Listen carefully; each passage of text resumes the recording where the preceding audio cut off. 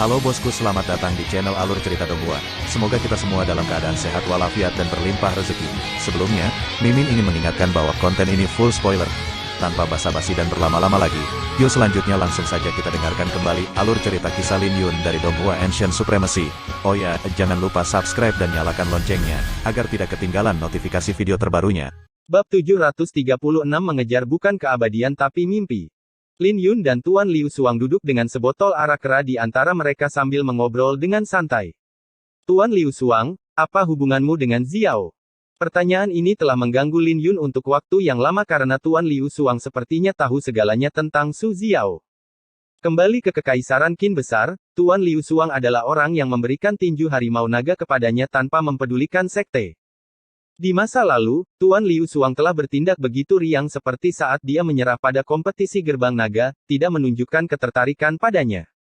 Selain itu, ia juga tampak memiliki identitas misterius. Jika tidak, Su Xiao tidak akan membiarkan dia mendekatinya. Tuan Liu Xuang tersenyum pahit dan menyesap anggur sebelum dia menghela nafas, di mana saya harus mulai. Su Xiao mungkin lahir di Kekaisaran Qin Besar, tetapi kultivasinya berasal dari istana kekaisaran yang mendalam. Istana kekaisaran yang mendalam tidak berada di domain selatan kuno, tapi itu dari dunia tempat saya berasal. Lin Yun terkejut, tapi itu tidak terduga. Dia tahu bahwa istana kekaisaran yang mendalam bukan milik dunia ini, tapi dia tidak menyangka bahwa Tuan Liu Xuang juga bukan dari dunia ini. Dia menyebabkan keributan besar di duniaku ketika dia lahir. Saya adalah salah satu pengagumnya. Tapi saya lebih beruntung daripada yang lain karena saya berkenalan dengannya. Tapi setelah kupikir-pikir, aku sebenarnya tidak seberuntung itu. Tuan Liu Xuang tersenyum pahit sebelum dia menggelengkan kepalanya. Saya tidak menjadi biksu ketika saya datang ke Kekaisaran Qin Besar, saya adalah seorang biksu sebelum saya tiba di sini. Bahkan, saya masih ingat ketika kakek leluhur saya hampir menghancurkan biara. Tetapi meskipun saya merasakan hal tertentu, saya memilih untuk menyerah. Namun, tidak semua orang seperti saya. Jadi, kamu harus bersiap-siap di masa depan. Tuan Liu Xuang mengedipkan mata pada Lin Yun. Lin Yun jatuh ke dalam pemikiran yang dalam.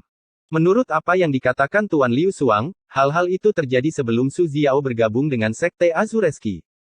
Jadi Tuan Liu Xuang mencoba merayu Su Xiao dan gagal. Setelah itu, dia memilih untuk menyerah, termasuk keterikatannya dengan urusan duniawi. Seperti apa dunia itu? Lin Yun bertanya. Itu adalah dunia yang sangat menarik, dunia di mana putra-putra suci terlihat di mana-mana dan putri-putri suci tidak kalah dengan Su Xiao. Ini adalah dunia yang penuh dengan para jenius yang mengerikan. Ada banyak iblis yang menjadi kaisar, orang suci yang mengejar keabadian, dan naga sejati yang menjadi orang suci. Ini adalah dunia yang besar dan masif, penuh dengan orang-orang yang tidak mengejar keabadian tetapi mimpi. Tuan Liu Xuang menjadi serius ketika dia mengatakan itu. Melihat Tuan Liu Xuang, Lin Yun tertegun sejenak karena dia tidak kalah dengan Su Xiao sekarang. Samar-samar, lingkaran cahaya keemasan terlihat berkumpul di belakangnya seperti lukisan. Tapi lukisan itu digulung, jadi Lin Yun tidak bisa membayangkan betapa menakjubkannya lukisan itu saat dibuka. Sesekali, dia bisa melihat cahaya suci memercik ke lukisan itu. Hal ini membuat Lin Yun mengerutkan kening saat dia teringat pada lukisan yang serupa di alam rahasia. Tapi lukisan itu sudah terbuka, sementara lukisan Tuan Liu Xuang masih tampak belum lengkap. Hal ini membuat Lin Yun terkejut, tidak hanya oleh sikap yang ditunjukkan oleh Tuan Liu Xuang, tapi juga dunia yang dia bicarakan.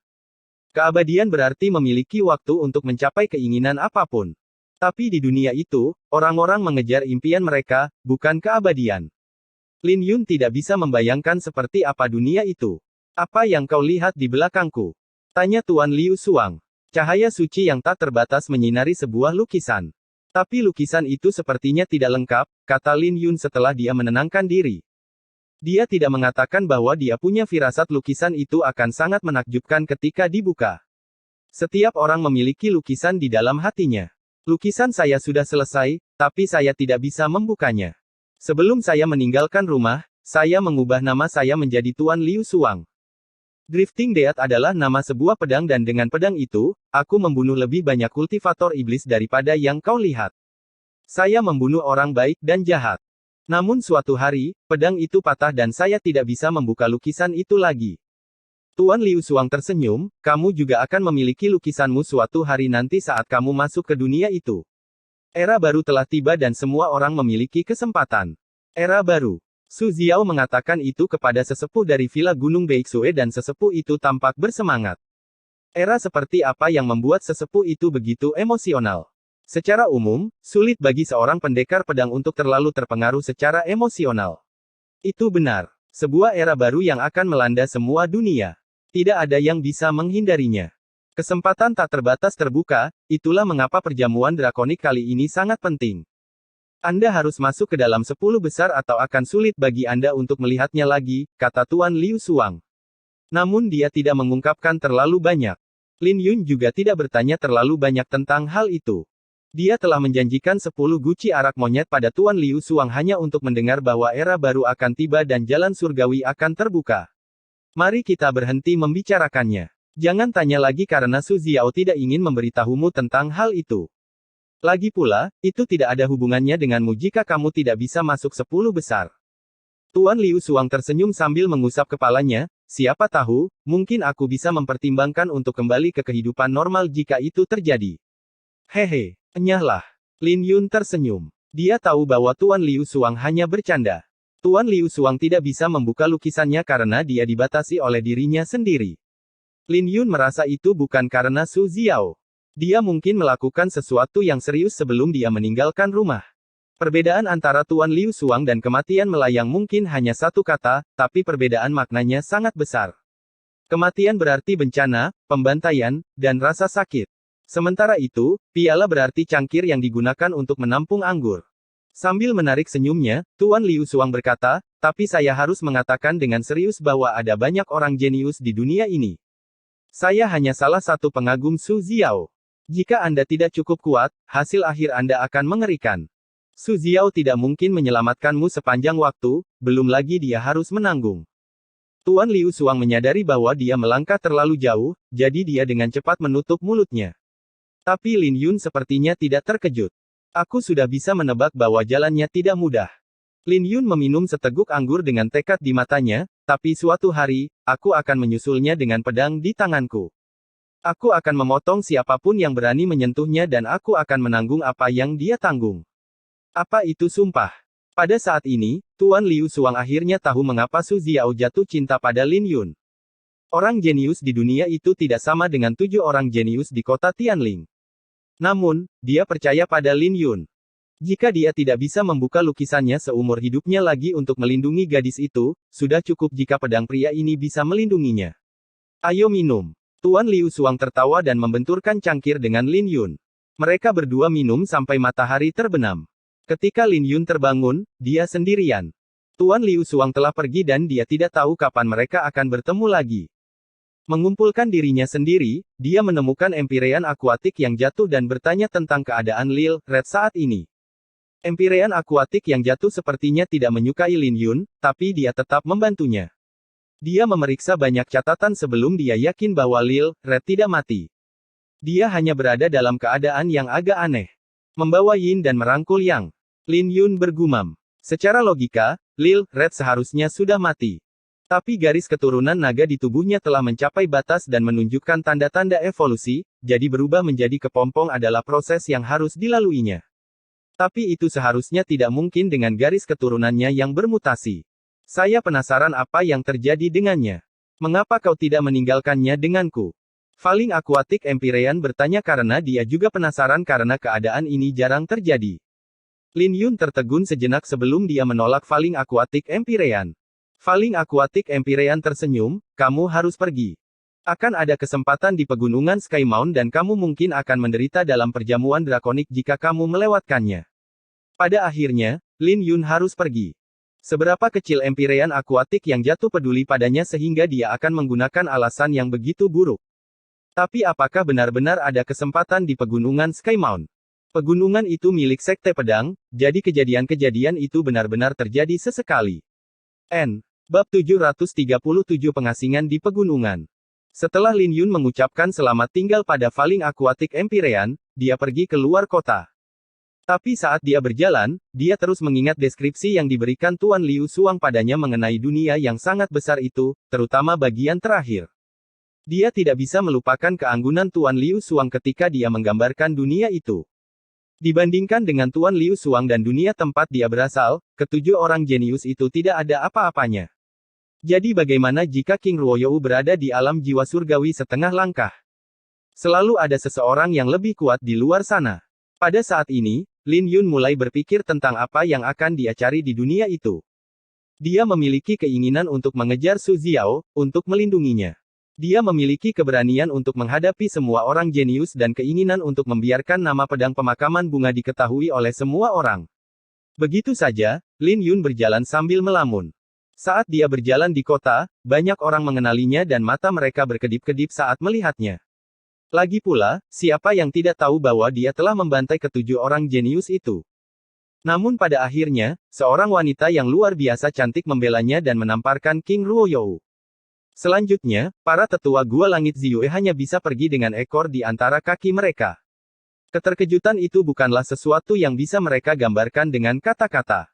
Bagaimanapun juga, siapapun yang berani memprovokasi Gua Langit Ziyue akan berhadapan dengan kematian di Leizu. Seseorang mengumpulkan keberanian mereka untuk menyapa Lin Yun, tapi Lin Yun terlalu dalam pikirannya dan membiarkannya menggantung di samping. Perlahan-lahan, orang-orang mulai menyadari keadaannya dengan niat membunuh berkedip di mata mereka. Tapi mereka dengan cepat membuang ide itu. Lagi pula, siapa yang berani menyentuhnya ketika bahkan Gua Langit Ziyue pun tidak berani. Begitu saja, Lin Yun meninggalkan kota Tianling tenggelam dalam pikirannya. Lin Yun telah memikirkan jalannya sendiri dan pengalaman masa lalunya. Saat dia sedang berpikir dalam-dalam, auranya mulai berubah tanpa dia sadari. Dia sama sekali tidak menyadari segala sesuatu yang terjadi di sekelilingnya hingga dia meninggalkan batas kota Tianling dan tiba di sebuah gunung. Suatu hari secara acak, Lin Yun tiba-tiba terbangun dari lamunannya yang dalam dan matanya bersinar terang, seolah-olah bisa menembus semua kegelapan dunia. Bukan mengejar keabadian, tapi mengejar mimpi.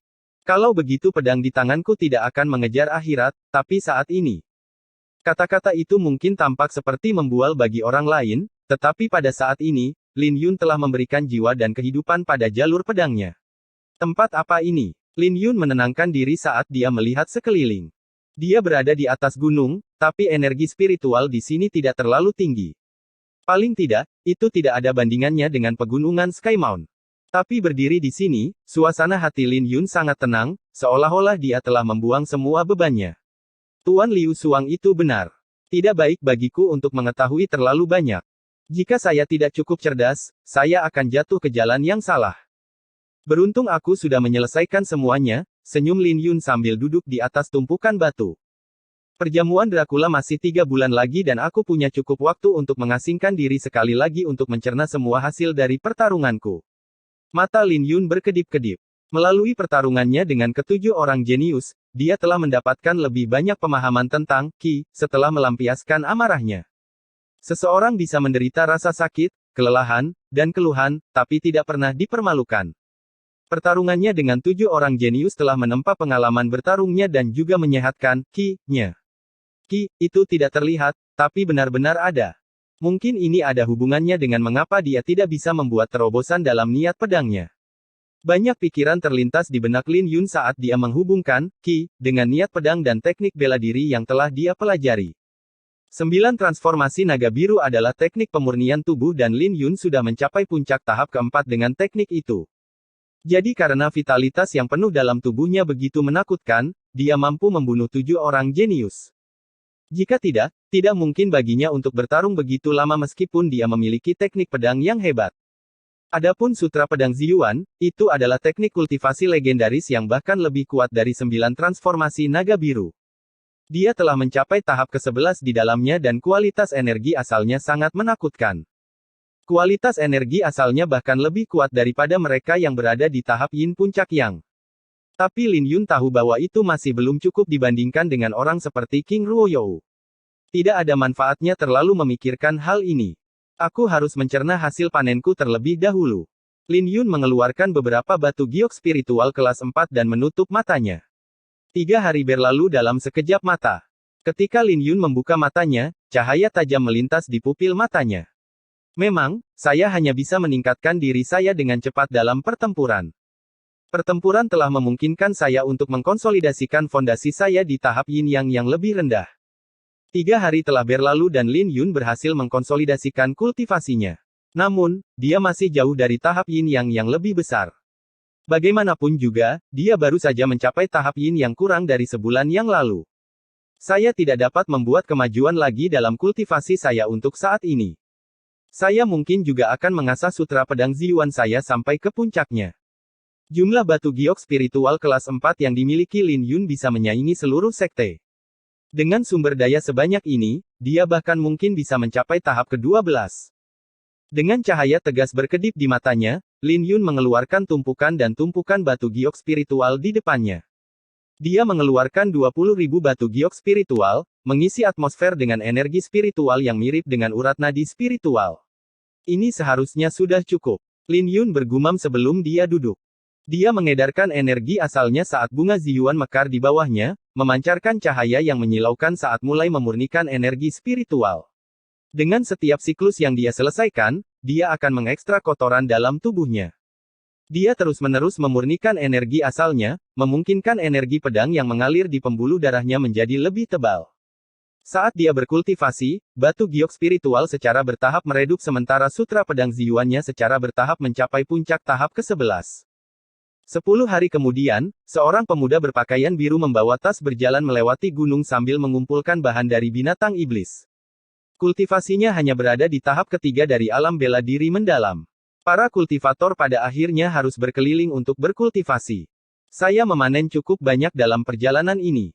Saya harus bisa menukar barang ini dengan pil kelas 3.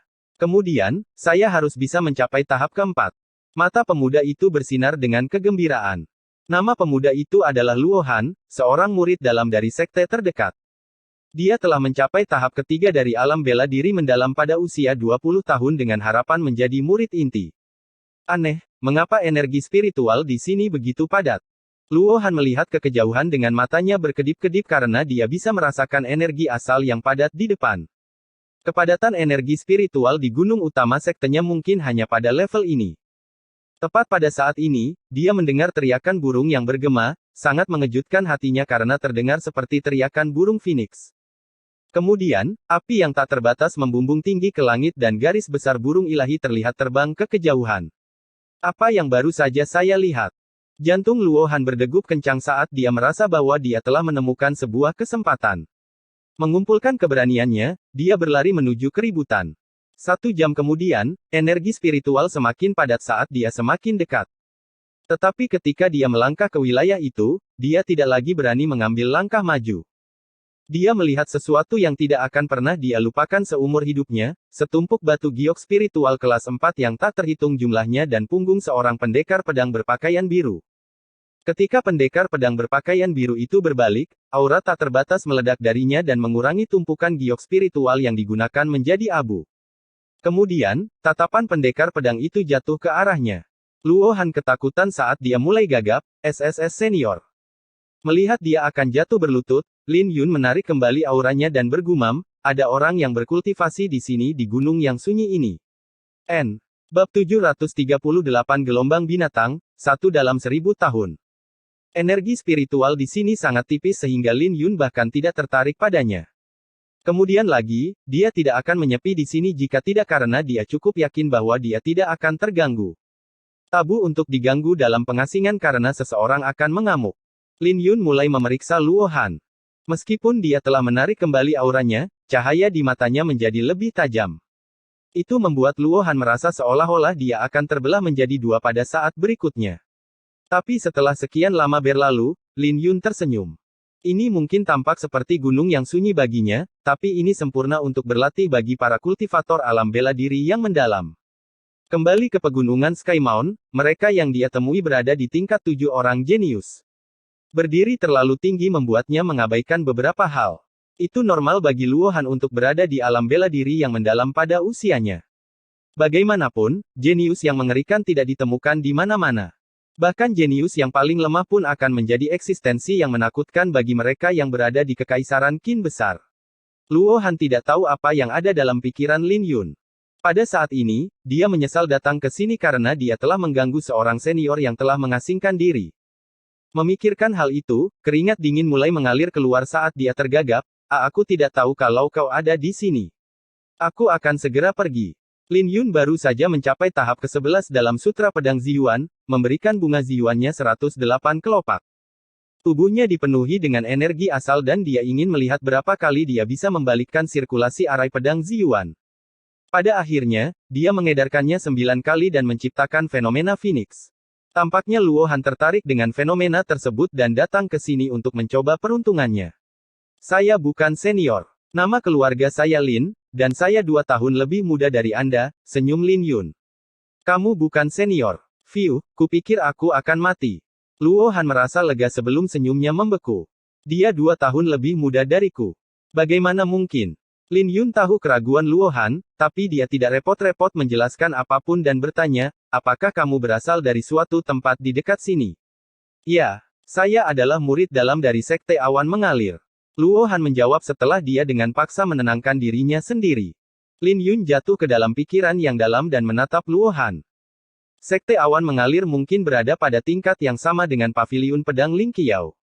Di Kekaisaran Qin besar, Sekte Awan Mengalir bisa menjadi penguasa, tapi mereka tidak signifikan di Leizhou.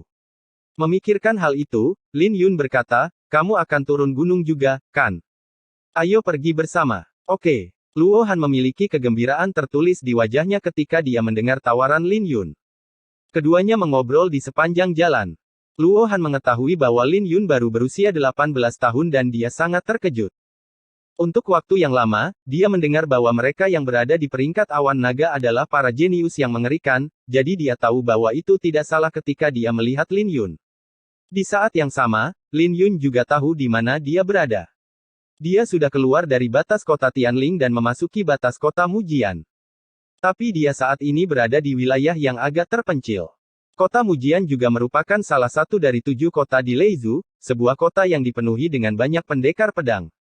Kembali ke lereng naga jatuh, dia telah menghancurkan ramuan pedang kekaisaran milik Murong King. Jika dia ingat dengan benar, Murong King adalah seorang jenius dari kota pedang. Jika dia punya cukup waktu, dia bisa mengunjungi kota pedang.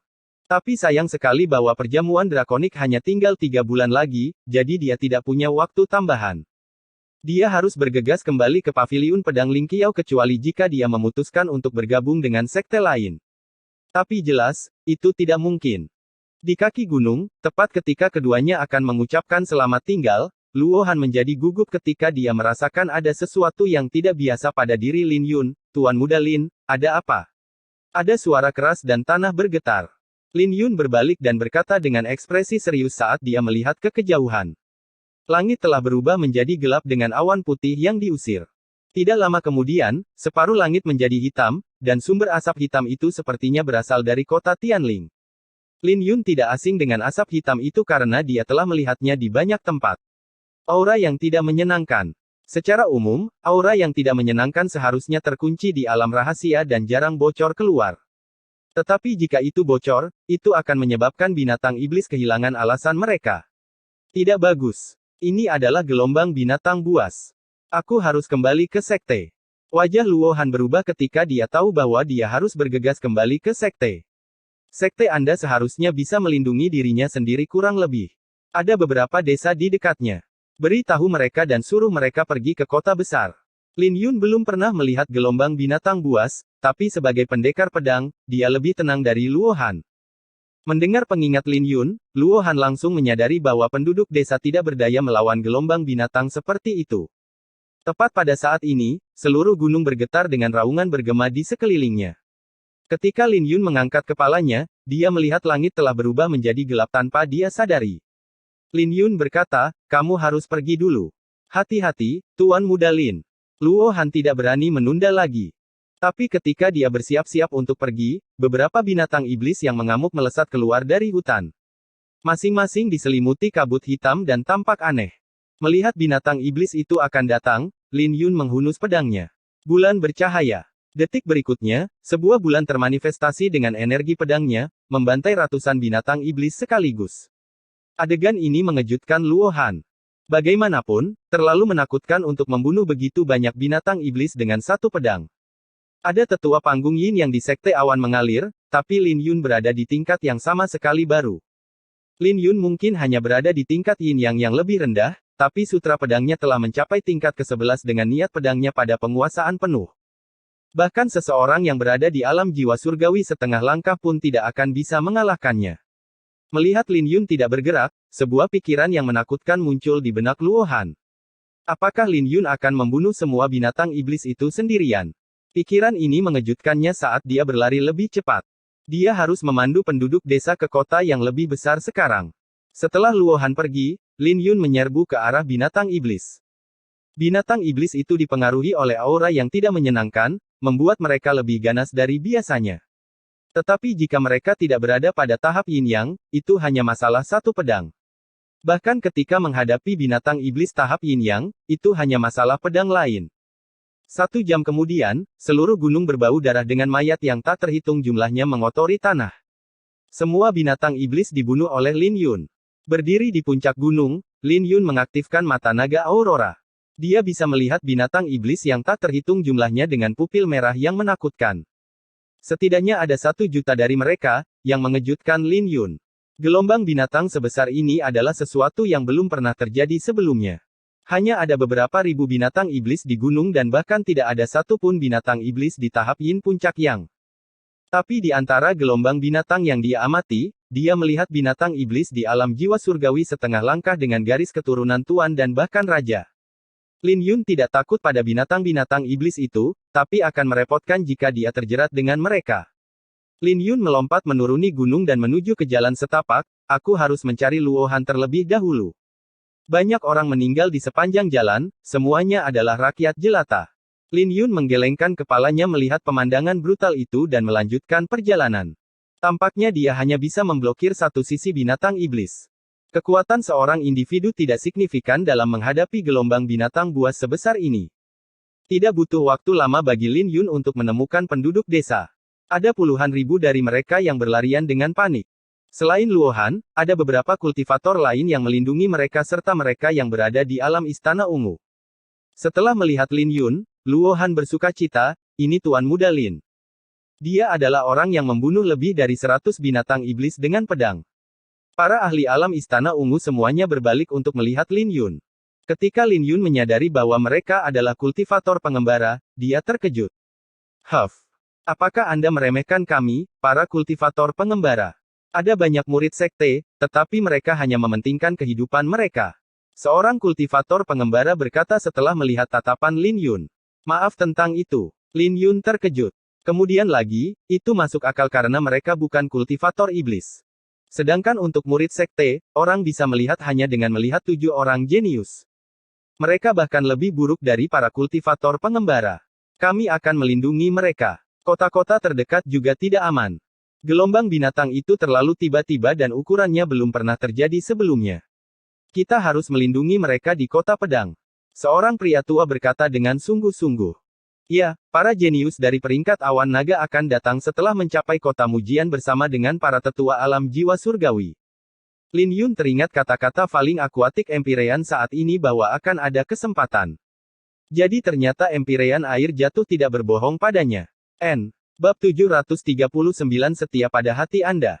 Raungan ganas menyeret Lin Yun kembali ke dunia nyata. Saat ini, tidak masalah jika para jenius dari peringkat awan naga datang atau jika ada kesempatan baginya untuk berkembang. Yang paling penting saat ini adalah mengantar penduduk desa ini ke kota terdekat dengan selamat. Lin Yun tidak memiliki hati seorang Buddha, tapi dia akan melakukan ini karena ini sesuai dengan kemampuannya. Jadi dia tidak ragu-ragu untuk menghunus pedangnya. Luo Han, kawal penduduk desa ini ke kota Inquarter. Kami akan berada tepat di belakangmu, kata orang tua itu dengan alis berkerut. Mengerti. Luo Han menganggukkan kepalanya sebelum dia meninggikan suaranya, semuanya, ikuti aku. Tidak butuh waktu lama sampai gelombang pertama binatang iblis tiba. Lin Yun menghunus pedangnya dan melepaskan 18 sinar pedang yang terjalin menjadi jaring, membunuh semua binatang iblis udara yang bersentuhan dengannya, bulan bercahaya. Ini mengejutkan beberapa orang yang masih tertinggal. Jika bukan karena Lin Yun, tidak mungkin bagi mereka untuk menghentikan binatang iblis udara. Ketika binatang iblis yang terikat di bumi datang, semua orang bergerak. Ada terlalu banyak binatang iblis yang kehilangan akal sehat. Jadi pembantaian itu berlangsung lama. 4 jam kemudian, mereka yang tertinggal mulai menderita luka-luka kecil. Terluka itu merepotkan karena seseorang bisa kehilangan nyawanya. Dengan sekejap, Lin Yun meninggalkan 9 bayangan. Setiap bayangan menikam pedang dan melepaskan hawa dingin yang menakutkan.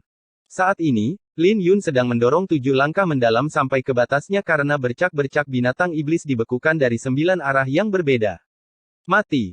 Lin Yun menjentikkan pergelangan tangannya dan ratusan binatang iblis terbunuh begitu saja. Dia kemudian melirik ke arah mereka yang tetap tinggal dan berkata, mereka yang terluka pergi dulu. Kami akan mundur sambil bertarung.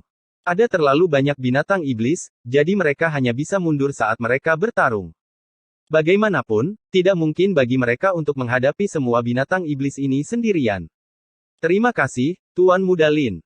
Mereka yang terluka ingin pergi, jadi mereka merasa lega setelah mendengar kata-kata Lin Yun. Mereka yang tersisa bisa ikut denganku dan membunuh binatang iblis itu. Lin Yun berteriak melihat binatang iblis itu berkerumun. Hehe, baiklah. Akan ada banyak binatang iblis tuan di setiap gelombang binatang dan inti binatang mereka benar-benar tak ternilai harganya. Kita mungkin tidak bisa mendapatkannya, tapi tidak buruk jika bersama Tuan Muda Lin. Ayo pergi. Selusin orang yang tinggal di belakang berteriak dengan kegembiraan dan niat membunuh memenuhi mata mereka. Gelombang binatang itu adalah bencana bagi rakyat jelata, tapi itu adalah panen bagi para kultivator. Bagaimanapun, tidak mungkin membunuh begitu banyak binatang iblis pada hari biasa. Lagi pula, binatang iblis tidak bodoh dan mereka akan lari jika tidak bisa menang. Tetapi jika mereka beruntung, mereka dapat memanfaatkan kesempatan ini dengan mendapatkan inti binatang tuan atau raja. Semua orang di sini adalah seorang kultivator pengembara dan tidak aneh bagi mereka untuk memiliki pemikiran seperti itu. Inti binatang dari mereka yang berada di bawah alam jiwa surgawi setengah langkah tidak dapat menarik perhatian Lin Yun, jadi tidak masalah baginya jika orang-orang ini mengambilnya. Cahaya keemasan meledak saat Lin Yun mengayunkan pedangnya ke arah binatang iblis yang berkumpul bersama. Dia menggunakan awan penghancur surgawi untuk mengayunkan pedangnya ke 9 arah yang berbeda. Pedangnya melepaskan badai yang dahsyat, menghancurkan semua binatang iblis menjadi beberapa bagian. Ketika badai mereda, hanya beberapa binatang iblis yang kuat yang mempertahankan mayat utuh sementara sisanya berubah menjadi hujan darah. Tidak mungkin Lin Yun bisa melakukan gerakan seperti itu begitu sering di masa lalu, tapi Lin Yun mengelolanya dengan baik sekarang. Jika dia mengabaikan kehabisan energi asalnya, dia bisa menjadi lebih gila. Binatang iblis yang tersisa dibunuh oleh para kultivator pengembara, tetapi jumlah binatang iblis yang dibunuh oleh mereka bahkan tidak sampai 1/10 dari yang dibunuh Lin Yun. Ayo pergi. Lin Yun beristirahat sejenak sebelum menuju ke kota Inquatar. Dia hanya bisa bertahan dari satu arah dan rombongan Luo Han pasti akan bertemu dengan binatang iblis di sepanjang jalan. Meskipun tekanannya tidak akan tinggi, Lin Yun masih khawatir. Lin Yun bahkan lebih khawatir jika kota Inquatar bisa menahan gelombang binatang buas. Bagaimanapun, lelaki tua itu berkata bahwa skala gelombang binatang ini adalah sesuatu yang hanya terjadi sekali dalam 1 milenium. Sepanjang jalan, mereka melihat banyak mayat di tanah. Tak satu pun dari para kultivator yang mengembara memiliki wajah bahagia saat melihat pemandangan ini. Untungnya, mereka berhasil menyusul rombongan Luo Han saat malam tiba.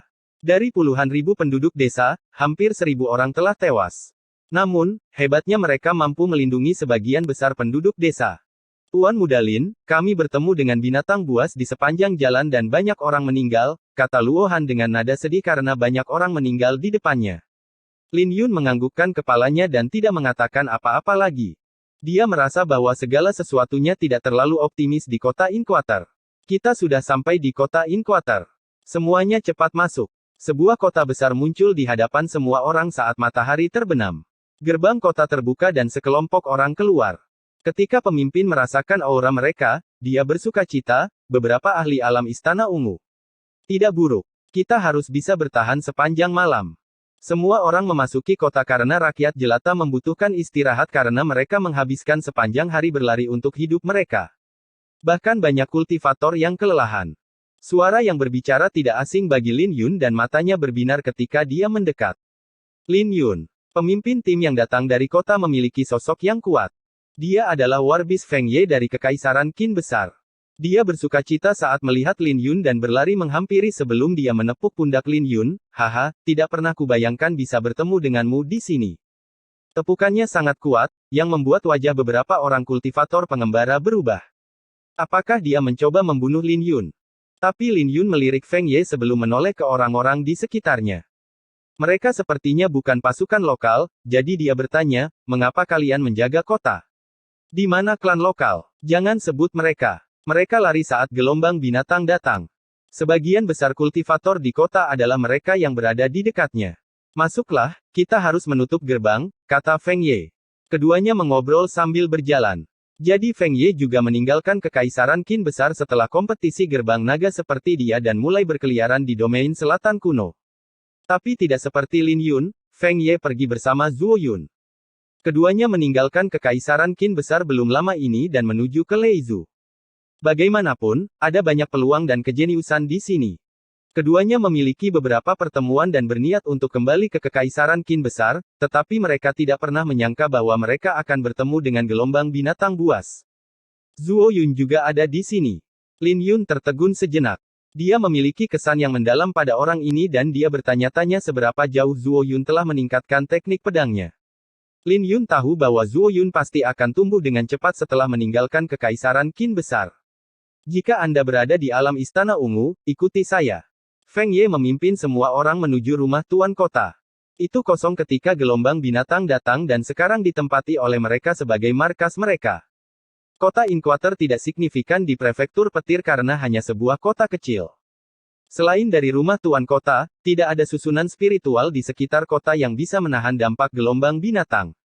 Pasukan lokal mengetahui hal ini, itulah sebabnya mereka berkemas dan pergi ke kota Mujian. Bagaimanapun, itu adalah salah satu dari 7 kota utama di Leizhou. Ratusan ahli alam Istana Ungu berkumpul di rumah Tuan Kota dan bahkan ada yang berada di tahap Yin Yang. Ketika Lin Yun memasuki mansion, dia melihat Zuo Yun dan menyapanya dengan anggukan. Ada seorang ahli alam jiwa surgawi setengah langkah di sini yang saat ini bertanggung jawab. Saya akan terus terang karena semua orang ada di sini. Jika kita bisa bertahan sepanjang malam, akan ada ahli alam jiwa surgawi besok untuk membantu kita. Jika kita gagal, kita hanya bisa lari menyelamatkan diri. Skala gelombang binatang ini belum pernah terjadi sebelumnya dan tidak ada tempat yang aman selain kota pedang, kata ahli alam jiwa semu dengan ekspresi serius. Biasanya, ketika ada banyak kultivator pengembara dan murid sekte berkumpul bersama, konflik akan muncul.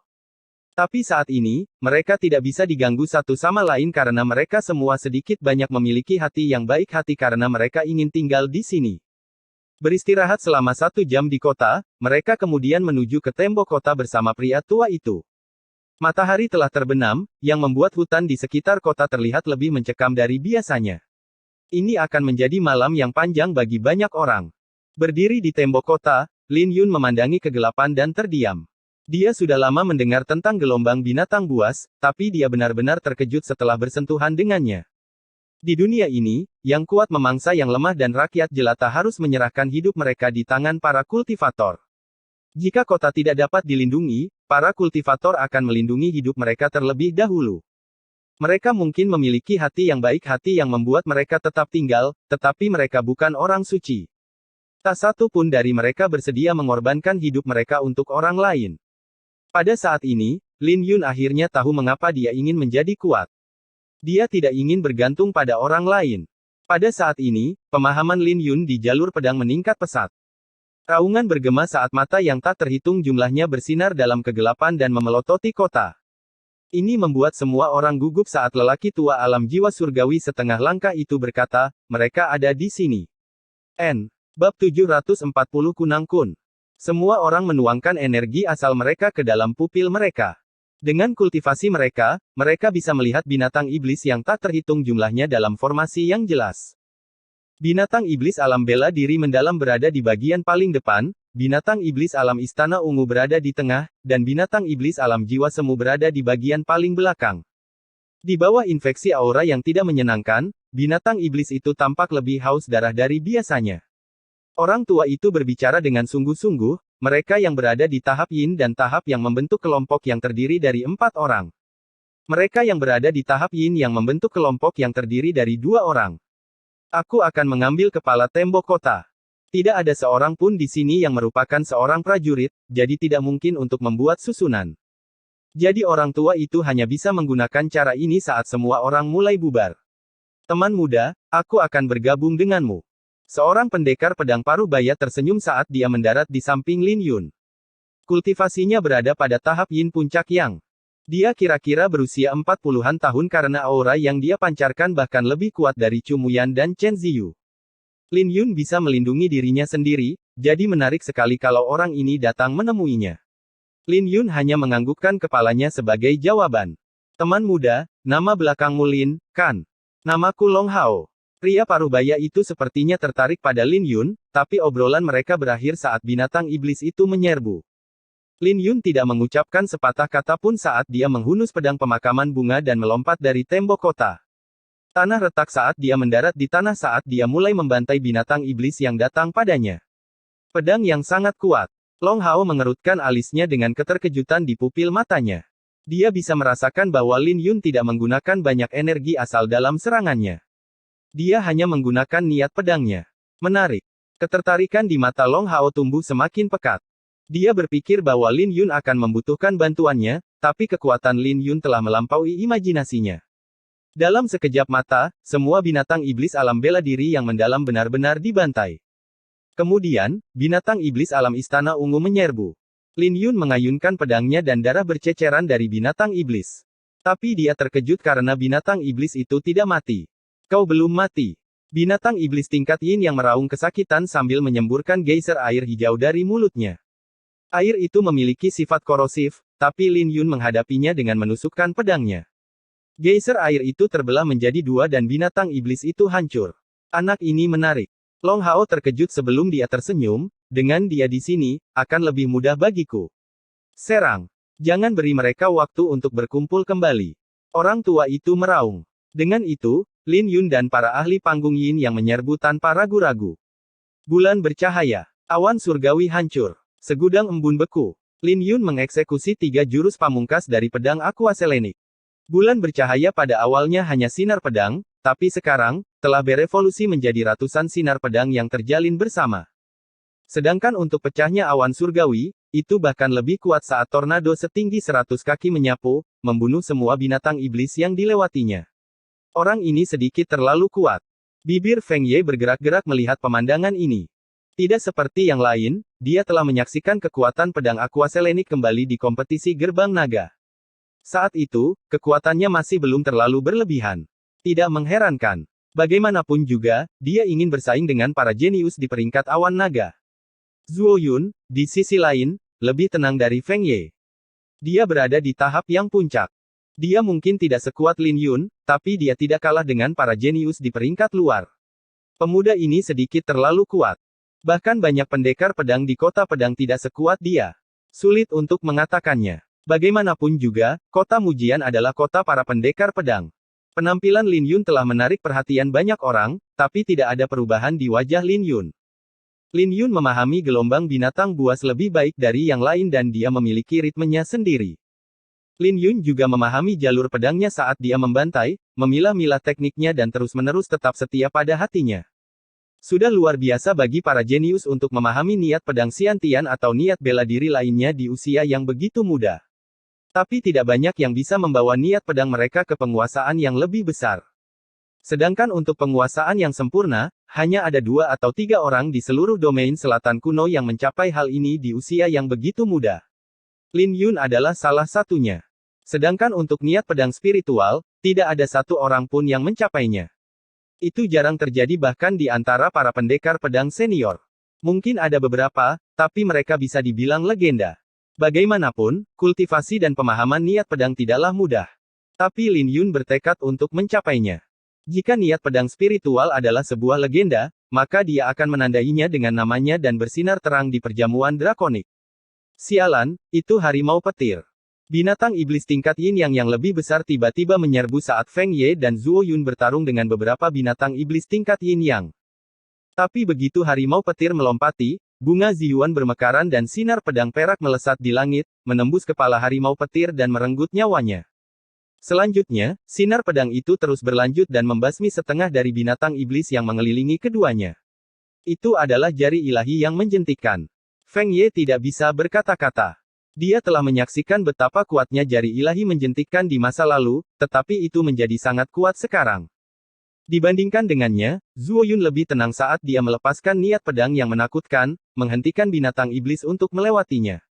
Dia kemudian membantai binatang iblis yang tersisa. Ketika Zuo Yun menyarungkan pedangnya, dia tersenyum ke arah Lin Yun, yang dibalas dengan senyuman juga oleh Lin Yun. Dengan sangat cepat, semua binatang iblis dalam pandangannya dibantai saat dia berhenti. Dia tidak masuk lebih dalam ke dalam gelombang binatang buas. Bagaimanapun, mereka terutama melindungi kota, jadi akan sangat buruk jika dia tidak bisa kembali setelah masuk terlalu dalam ke dalam gelombang binatang. Menikam pedang pemakaman bunga ke dalam mayat binatang iblis, Lin Yun duduk dan menutup matanya untuk mengedarkan sutra pedang Ziyuan saat bunga Ziyuan mekar di bawahnya, menyinari dia dengan cahaya perak. Sungguh keberanian untuk memulihkan energi asalnya di sini. Nyalinya tak tertandingi. Semua orang terkejut melihat Lin Yun duduk di antara tumpukan mayat untuk memulihkan energi asalnya. Tapi tidak ada yang mengatakan apa-apa karena Lin Yun sudah membunuh semua binatang iblis di sisinya. Ketika Long Hao melihat pemandangan ini, dia juga tersenyum sebelum senyumnya membeku. Sebagai seorang pendekar pedang, dia memiliki lebih banyak energi asal daripada Lin Yun dan dia juga bisa melihat sesuatu yang tidak bisa dilihat oleh yang lain, itu. Di matanya, seluruh dunia diselimuti kegelapan dan hanya Lin Yun dan pedangnya yang bersinar. Cahaya perak yang dipancarkan Lin Yun dan pedangnya setara dengan api yang menerangi kegelapan. Tapi bukan hanya itu saja, karena dia bisa melihat aura spiritual yang menyelimuti Lin Yun. Lin Yun tidak hanya memulihkan energi asalnya, tapi dia juga memahami jalan persilatan. Saat bunga Ziyuan mekar di tanah, Long Hao bisa dengan jelas melihat kunang-kunang yang tampak seperti rune misterius. Dia tahu bahwa kunang-kunang itu adalah bagian dari niat pedang Lin Yun. Namun, tidak peduli bagaimana dia melihat mereka, sepertinya mereka menjadi hidup saat mereka mengelilingi Lin Yun. Tiba-tiba, aura menakutkan meledak di sisi utara kota, disertai dengan raungan ganas saat puluhan ahli alam Istana Ungu di arah itu telah mati. Ini membuat wajah semua orang berubah saat mereka melihat binatang iblis alam jiwa surgawi setengah langkah. Binatang iblis ini benar-benar menyembunyikan auranya dan mengejutkan para ahli alam Istana Ungu. Semua orang tahu bahwa tidak ada yang bisa selamat dari serangan di gerbang utara. Jika gerbang itu benar-benar rusak, maka semua orang akan dibantai. Tepat pada saat ini, Lin Yun membuka matanya saat dia merasakan tatapan padanya. Lebih tepatnya, lelaki tua itu sedang menatap Lin Yun dan Long Hao. Orang tua itu sibuk dan tidak bisa menangani binatang iblis alam jiwa surgawi setengah langkah, jadi dia menyerahkan tanggung jawabnya kepada Lin Yun dan Long Hao. Lin Yun berterus terang, jadi dia menghunus pedangnya dan menuju ke gerbang utara. Long Hao mengikutinya sambil tersenyum.